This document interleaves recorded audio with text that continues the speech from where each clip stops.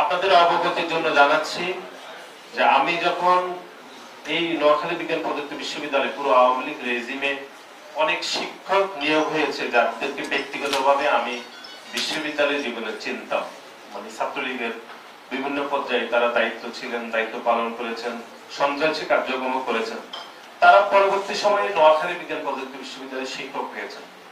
আমি সারপ্রাইজ হয়েছি, বহু মানে আমাদের সহকর্মী বিশ্ববিদ্যালয়ের ছোট ভাই বড় ভাইরা এখানে শিক্ষক হয়েছেন, যাদের শিক্ষক হওয়ার ন্যূনতম যোগ্যতা বিশ্ববিদ্যালয়ে হওয়ার যোগ্যতা ছিল না, তাদেরকে জোর করে বিশ্ববিদ্যালয়ে শিক্ষক নিয়োগ দেওয়া হয়েছে।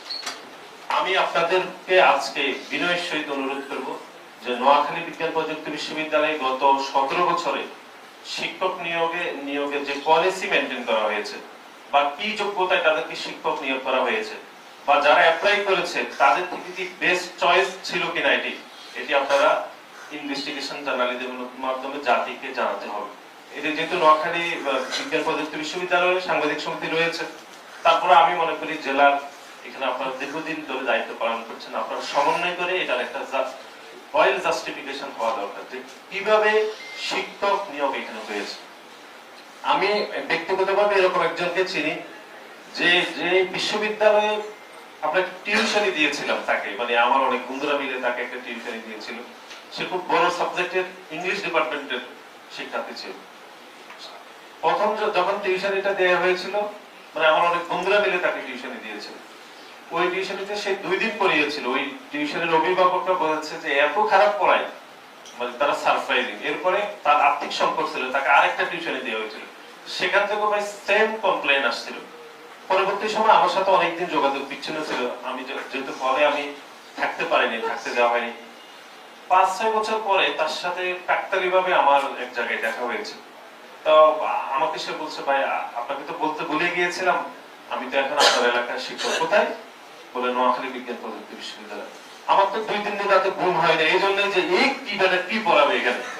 সেও এখনো নোয়াখালী বিজ্ঞান প্রযুক্তি বিশ্ববিদ্যালয়ের শিক্ষক রয়েছে।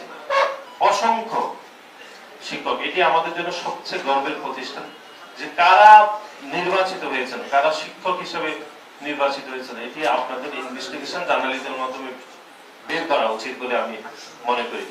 এবং আগামীতেও এই সরকারের সময়, তাহলে আমাদের সময়ও আমি মনে করি যে আমাদের নিজেদের প্রতিষ্ঠান হিসাবে নোয়াখালী বিজ্ঞান প্রযুক্তির বিষয়ে আমরা কোনো ছাড় দিব না। সব থেকে বেস্ট টিচার আমরা এখানে নিয়োগ দেব।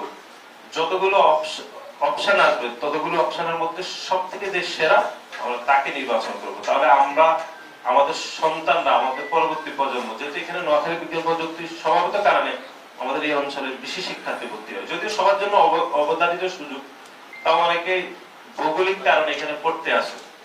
তো আমাদের হয়তো আপনাদের ভাই বোন পড়বে, আমাদের ভাই বোন পড়বে, আপনাদের সন্তানরা পড়বে। তাহলে আমরা এরকম একটি প্রতিষ্ঠান তৈরি করব যে প্রতিষ্ঠানের টিচার নিয়োগ পলিসি সব